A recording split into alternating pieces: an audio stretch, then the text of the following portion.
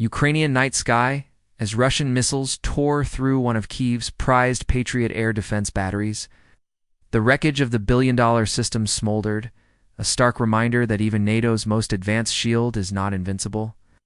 In contrast, Russia's older yet battle-hardened S-400 system has continued to intercept missiles and safeguard its jets, turning the clash of air defenses into one of the most revealing duels of this war. So how did the S-400 outsmart the Patriot? And what does this say about the future of air defense in modern warfare? Let's find out. Days ago, Military Watch magazine publicized that the S-400 long-range system has played a significant role in defending fighter aircraft on the front line from surface-to-air missile attacks by Ukraine's own long-range air defense.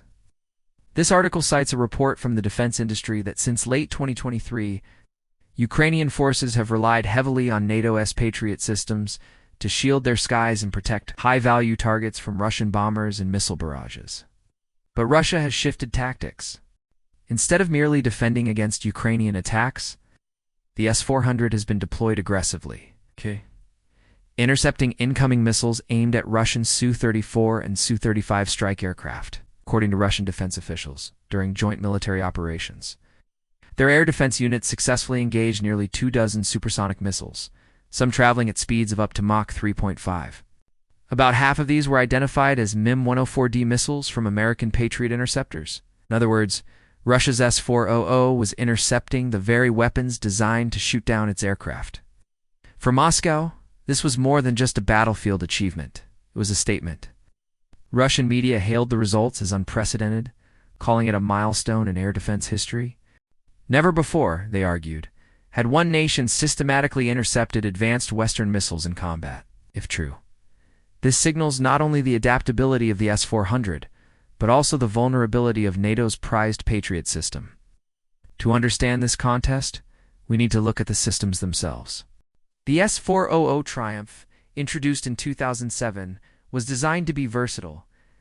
It can engage aircraft, drones, cruise missiles, and even some ballistic missiles at ranges up to 400 kilometers and altitudes of 30 kilometers.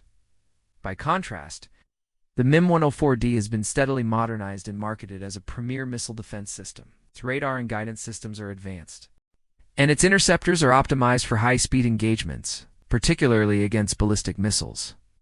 But this sophistication comes at a steep cost. Patriot batteries and missiles are far more expensive than their Russian counterparts. On paper, the Patriot appears to be the superior system. But in Ukraine, the S-400's design has proven surprisingly effective, deployed as part of Russia's integrated air defense network. It has shown that older technology, when used strategically, can outperform newer and costlier systems. Interestingly, some of Russia's claims are backed, albeit indirectly, by American intelligence.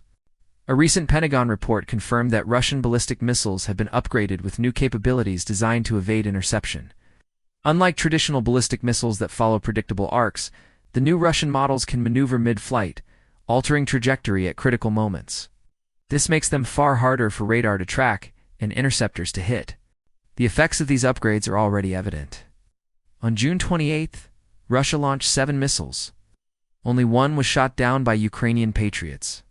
Less than 2 weeks later, on July 9th, another salvo of 13 missiles was launched. Ukraine managed to stop 7, but 6 still penetrated defenses, striking their targets despite the presence of Patriot batteries. Such statistics paint a troubling picture. Even with 6 Patriot systems deployed in Ukraine, Western defenses are not airtight. Stockpiles of interceptor missiles are being drained. Each failed interception is a reminder that Russia's evolving missile designs are outpacing existing defenses. The battlefield has already provided dramatic proof of Patriot vulnerability. Over the course of July 2025, the Russian Ministry of Defense reported that 4 U.S.-made Patriot air defense systems were neutralized, along with 1 MPQ-65 multifunctional radar, the critical eye of the Patriot battery, responsible for tracking and guiding interceptors.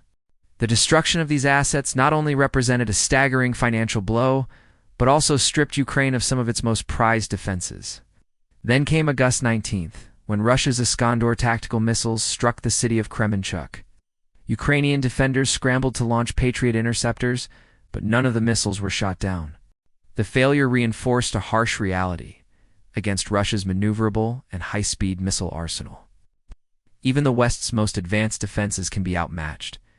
Yet, despite these setbacks, Ukraine is doubling down. According to a report first revealed by the Financial Times and later amplified by Sputnik International, Kyiv has submitted a proposal to its European allies for an arms package worth nearly $100 billion in U.S. weapons to be financed by Europe itself. The plan is designed to secure American security guarantees in the event of a settlement with Russia. The ambitious proposal also includes a staggering $50 billion drone deal with American companies and specifically requests at least 10 additional Patriot batteries alongside other advanced equipment.